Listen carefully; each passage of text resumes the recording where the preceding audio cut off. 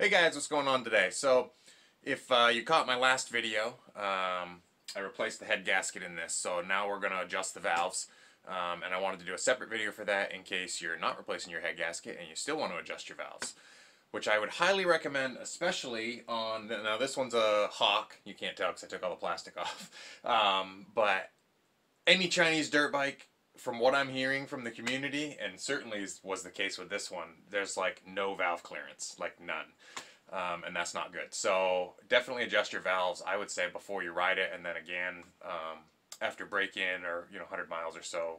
It's like a super easy, like 10-minute job. So I'll walk you through it, and if you haven't seen the other video and you're interested in checking that out, I'll leave a link down in the description and up one of these corners. One of these corners it'll be. I haven't figured that out yet. So anyways, let's get rolling. So first let me show you what you're gonna need for tools. Now if you're starting, I mean I've already got some of this stuff, but I'll show you what you're gonna need anyways. If you're just doing a valve lash, you're gonna have to take your three valve bolts off. You're gonna take this plug out here so you can see the timing mark, and you don't have to do it this way, but it's much easier to take the cover off from here and turn the engine by hand. So what you're gonna need is a 14 millimeter for the bolt in there. You're gonna need a 10 millimeter for your valve cover bolts, a 10 millimeter to break the nuts free, the lock nuts on your valve adjusters. If you have a valve adjustment tool, it'll be on there. So and then there's a little square shaped, you'll see when we get to it, there's little square shapes that turn the valve adjusters in and out. They typically turn by hand, and that's how I'm going to do it. So, and then you need a decent set of feeler gauges that go down to 0.02 of an inch, which I believe is the lower tolerance on this. So that can be a little difficult to find. I went to buy a new set because my old set was a little rusty.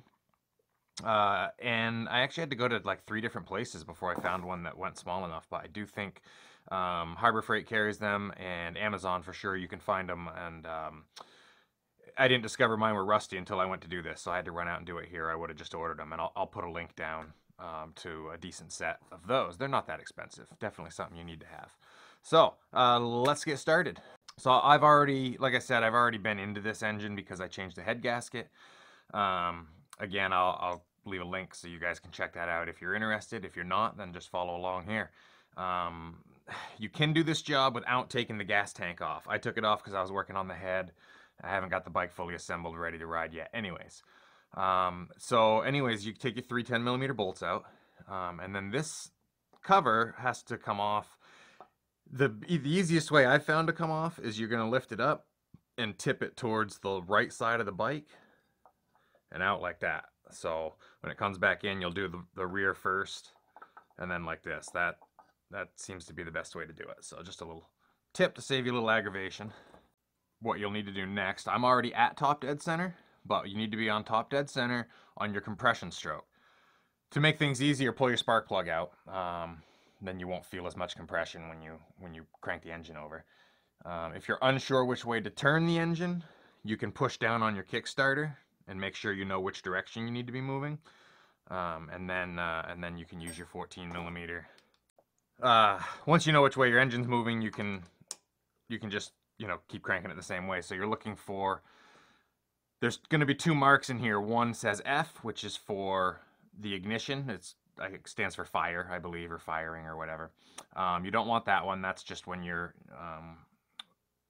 when the ignition timing is, so you get your actual spark. What you want is the actual top dead center of the engine, when the piston is all the way at the top of its stroke, but before it continues back down. So that'll be a line with a T.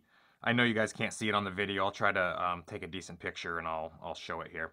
And to make sure you're on the compression stroke, you are going to want to turn it until you see your exhaust valve go down, and then your intake valve will go down and come back up. And then you'll line up your T, your timing mark. Let's adjust these valves. All right, once you get in there, this is what you're going to see. So you're just going to loosen these up. You can see they're already loose because, again, I've already been in here. But that's just your 10 millimeter wrench here. All right, so if you're doing this on a Hawk, your valve clearance needs to be, and it's right in the manual, back of the manual here. Where is it? Valve lash, 0.05 to 0.07 millimeters. Now don't get that mixed up with thousandths of an inch. That's a super common mistake people make.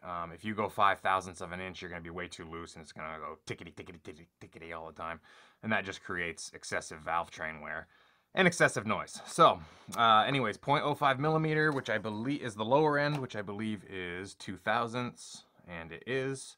And then the upper end is 0.07, which is, just under 3 thousandths. So I would highly recommend before you run the bike that you adjust your valve clearance. It's going to start easier, it's going to run better, and just you're going to have an overall better experience. Plus, it's a great thing to learn how to do because you're going to have to adjust it eventually anyways. It's just the nature of the beast of owning a motorcycle.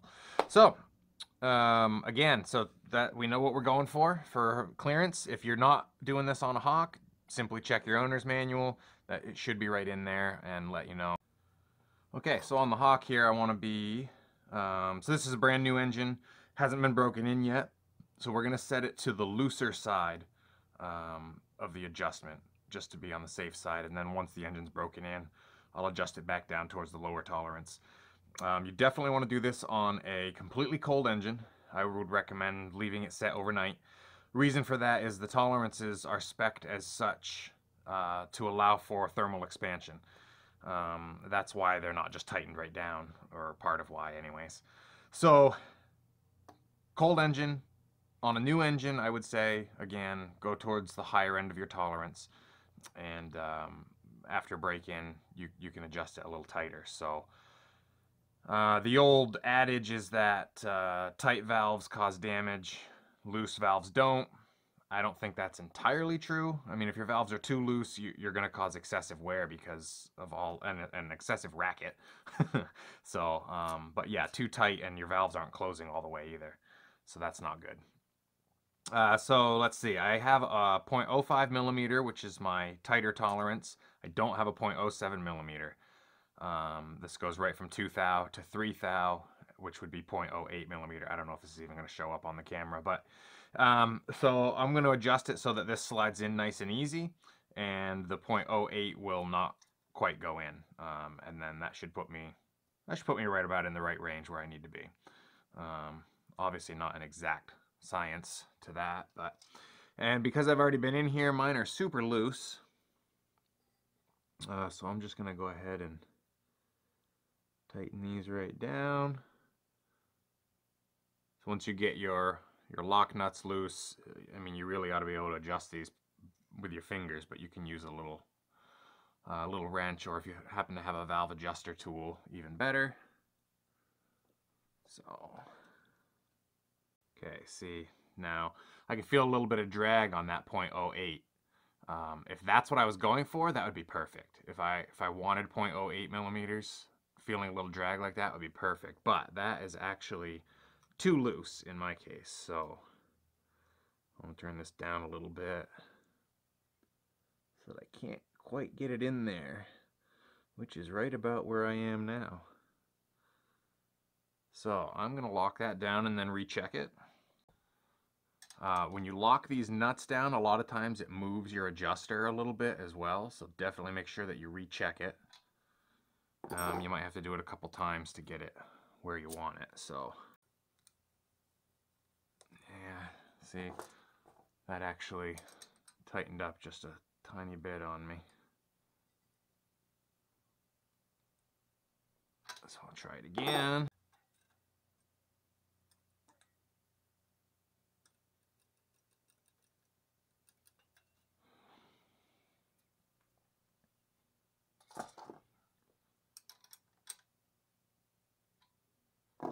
All right. So my 0.08 millimeter, or 3 thousandths of an inch, doesn't want to go in. I could probably force it through, but that's good because we're talking about a thousandth of an inch here, which isn't very much. And then my my 0.05 millimeter slides right through with very little drag. So I feel pretty good about that. That one's locked down. That's my exhaust valve. So we're going to move on to the intake valve. All right.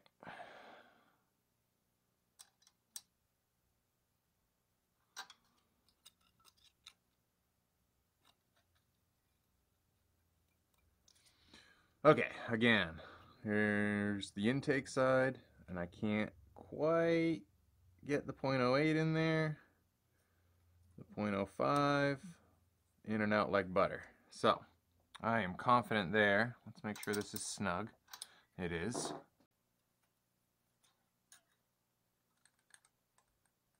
Yeah, no, I'm okay with that. All right, looks good to me. So, let me double check. Did I double check this one? Yeah, that's snug. That's snug. That's all there is to it. So let's get our valve cover back on.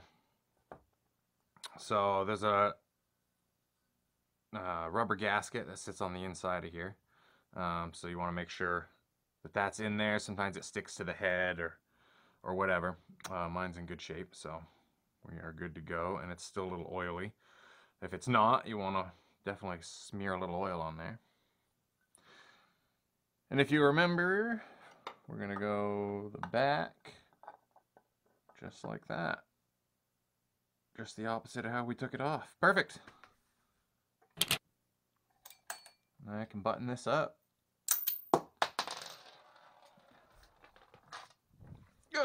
Man, I am dropping stuff today. All right.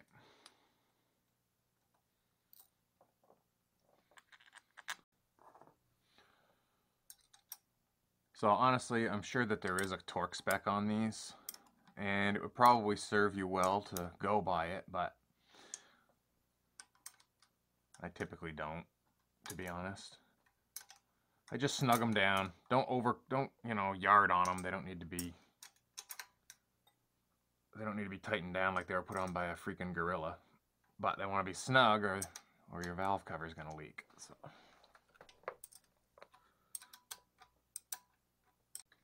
All right, and from here it's just a matter of putting your tank back on and stuff. If you took that off, if you left it all on, then you're done. And again, for engine break-in on these new bikes, I would adjust that valve lash before you even get started, on the higher end of the tolerance. So other than that, guys, I think I'm done here for the day on this one, and I will see you next time. Thanks for watching.